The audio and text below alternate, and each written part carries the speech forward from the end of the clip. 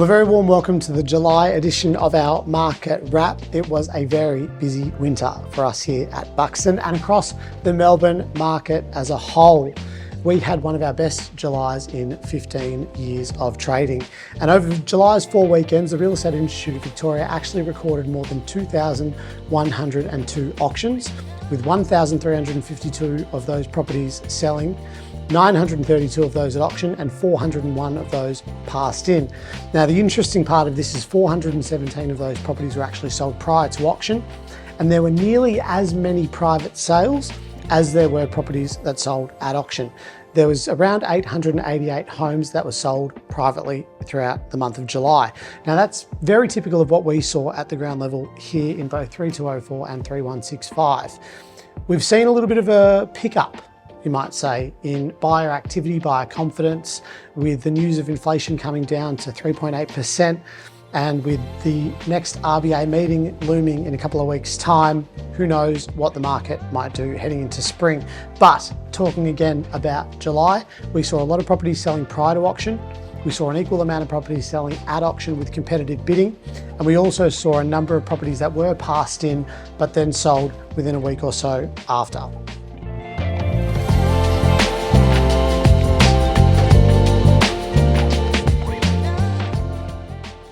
Coming in at the very, very top was number 19 Luckens Road in Bentleigh. Very interesting story. I auctioned this property for Claude Merry, one of the top salespeople in our office, and the property didn't sell at auction. In fact, those vendors went and tried another campaign with another real estate agent. That was a failed campaign as well.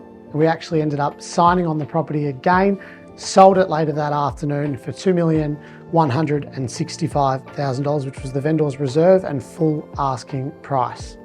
Next was number 11B Bevan Street in Ormond, a beautiful 4-bedroom townhouse, and that property sold privately for $1,919,000.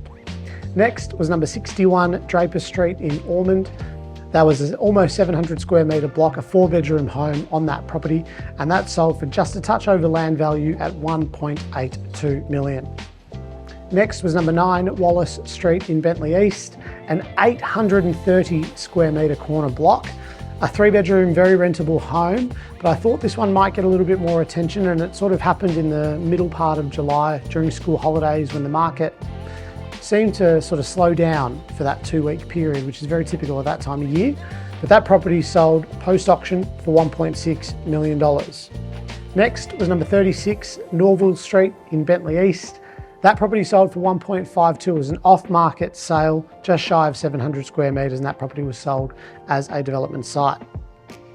Heading into the warmer months now, yes, we're in August, but obviously the weather is starting to warm up. The cherry blossoms on Wheatley Road have started to come out, which means warmer weather is on the cards.